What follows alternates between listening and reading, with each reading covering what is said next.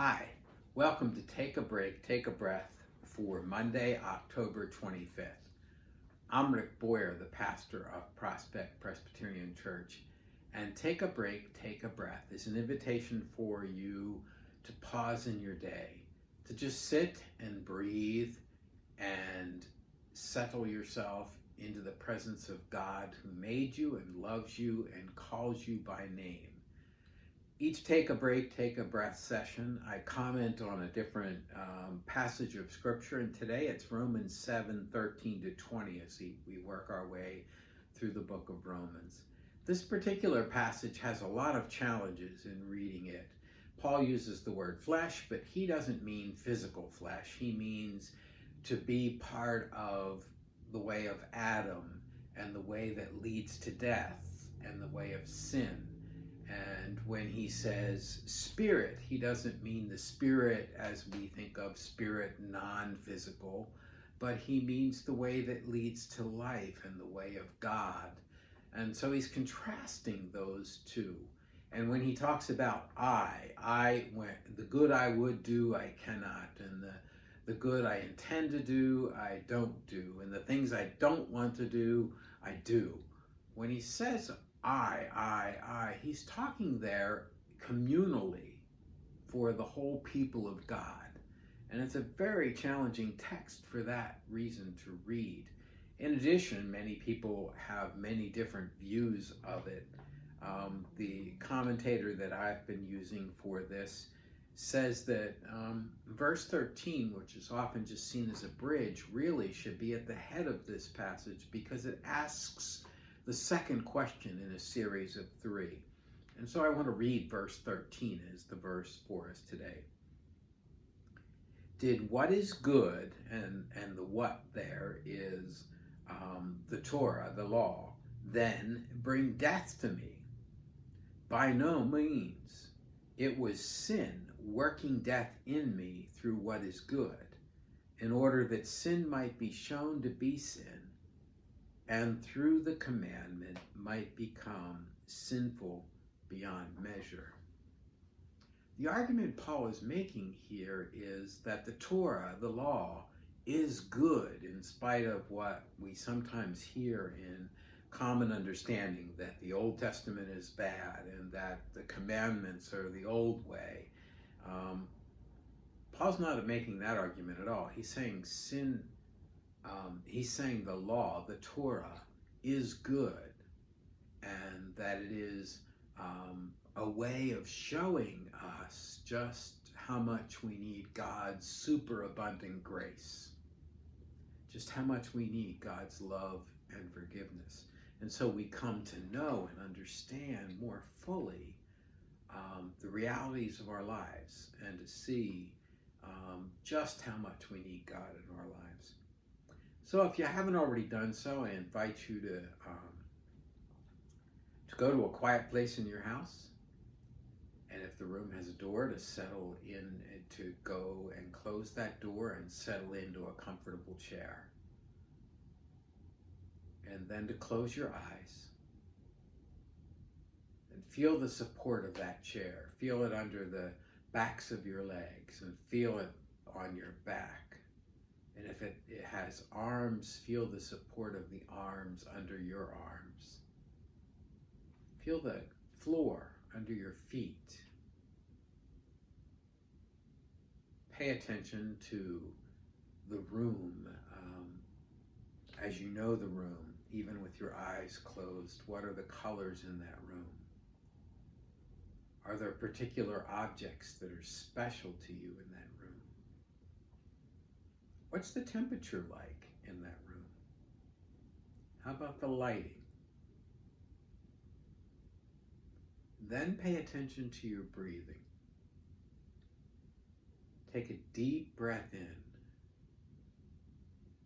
and let it out. And continue to breathe that way. And as you breathe in the breath of God. And as you breathe out all that separates you from God. As you breathe in the breath of life. And as you breathe out all that does not give you life. As you breathe in God's peace. And as you breathe out all that does not give you peace. All of your worries, your fears, your anxieties, your deadlines, your responsibilities. Just breathe it out for at least for these 10 minutes or so. Continue to breathe deeply, recognizing that God's peace and presence is spreading over you. Imagine it like water falling down on your head. And as it does so, the peace of God settles on your head. And your mind gets still. And your face relaxes and your jaw releases. And maybe a smile. And as the peace of God settles on your neck, the muscles in your neck unwind and the tensions float away. And as the peace of God settles on your shoulders and your arms and your hands open up. They let go of all the things that you've been holding on to and grasping so firmly. And as they do, the muscles in your arms and your shoulders relax and are renewed. As the peace of God settles on your back, the muscles in your back feel as if the warmth is penetrating into them, and the tensions in your back are released, and the burdens that cause you to feel bent over allow you to stand up straight as they slide away.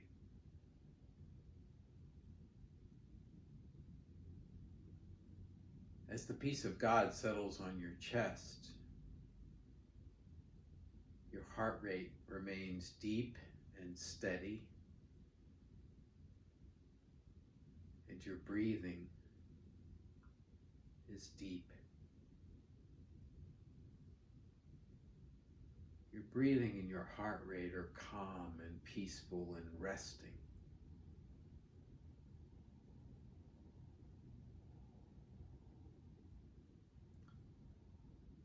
And as it falls on your stomach, this peace of God and presence of God, all of the upset in your stomach settles down.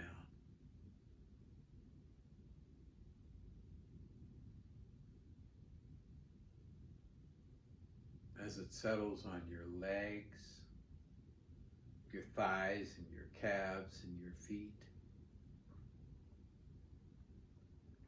all of the running around that you've been doing that causes your legs to be weary is floating away.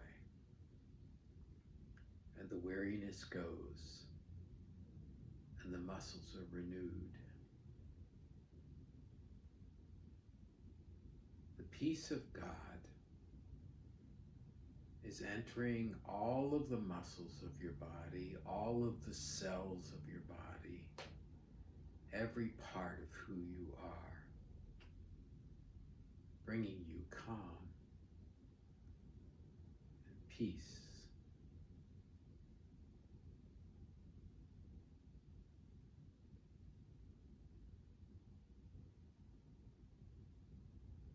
Then in your mind's eye,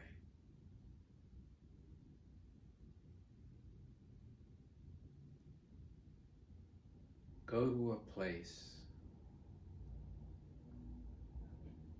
that brings you calm. It might be the top of a mountain. Below is a river cutting through the valley. You can see the mountain on the other side of the valley as well. It's like two worlds. On one side is this mountain where you are. On the other side is a different place.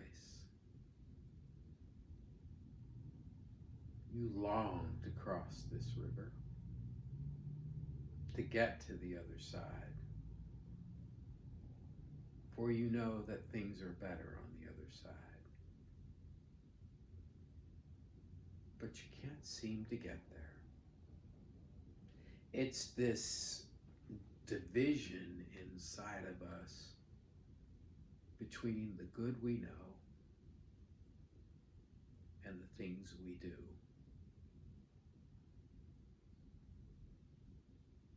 And the river, well, the river is the river of life.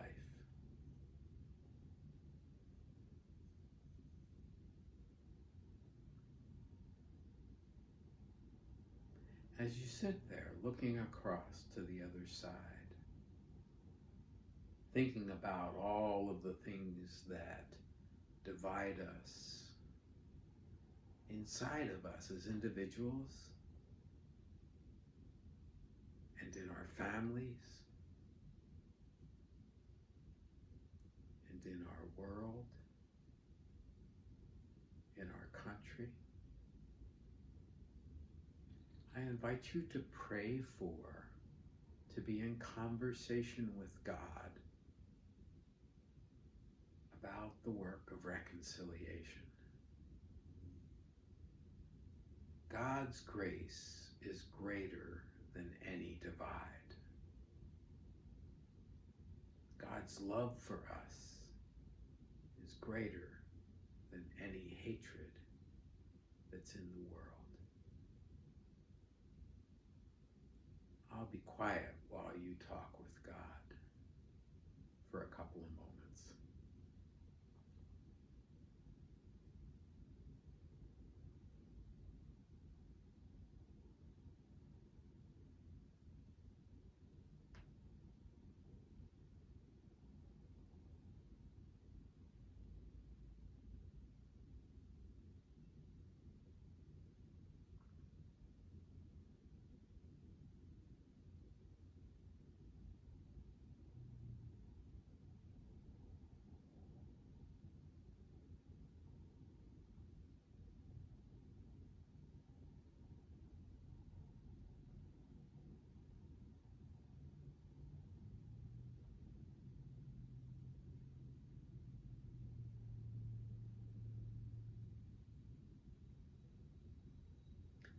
Maybe as well you pray for the reconciliation that is needed in your own life.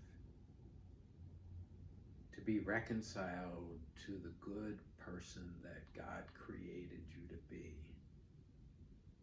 To be reconciled to God. To be reconciled to family and loved ones. Again, I'll be quiet.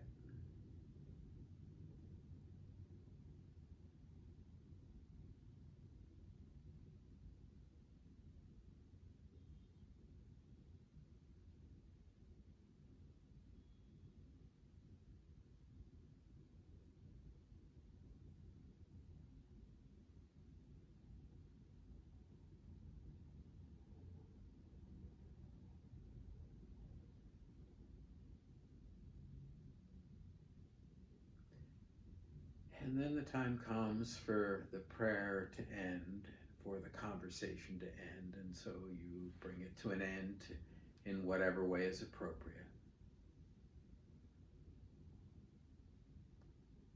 And you allow that image to fade away. And bring yourself back to the room where you are. And when you're ready, open your eyes.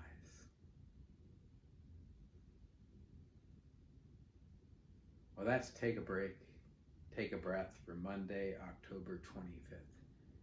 If you have feedback for me, send an email, or if you want to talk or pray with me, send an email to rick@prospectchurch.org.